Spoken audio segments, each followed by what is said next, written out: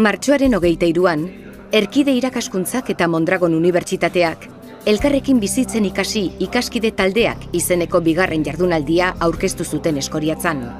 Hezkuntza proiektuaren barruan ikaskidetza sustatzea izan zen jardunaldi horren helburua, hainbat hezkuntza aro eta esparru aintzat hartuta.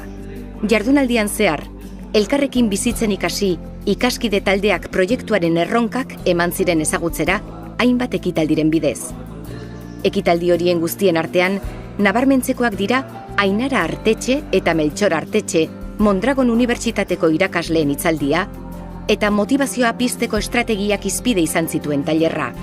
Ekimenari amaiera emateko aldiz, zentroetan garatzen ari diren esperientziak partekatu zituzten. Nekane Arratibel UESiko dekanoak eman digu proiektuaren helburuen berri.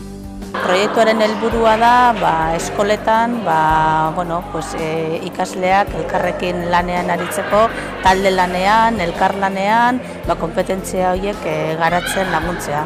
Eta horretarako pixka bat metodologiaren aldaketa bat sustatzea gela horietan, eta pixka bat kultura aldaketa bat, nolabait esan da, teknika konkretu batzuk erabiliaz, eta ikasleak hori beraien artean elkarrekin bizitzen ikasi dezaten, elkarri entzuten, elkarrekin egoten, elkarrekin lan egiten, eta baita ikasten ikasi, norberaren burua ezagutuaz, besteak ezagutuaz, eta elkar lan proiektu bat, elkar bizitza proiektu bat izango litzateke orokorrean esan da.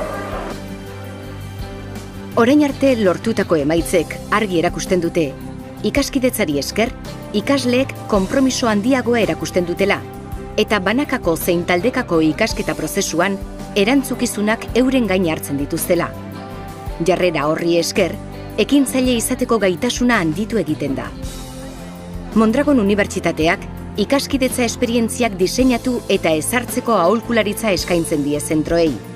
Halaber, zentro horietan ematen diren emaitzak eta prozesuan eragina duten bestelako alderdiak aztertzen ditu. Euskadiko Kooperatiben Goren Kontseiluak eta Eusko Jaurlaritzak lagundutako proiektua da.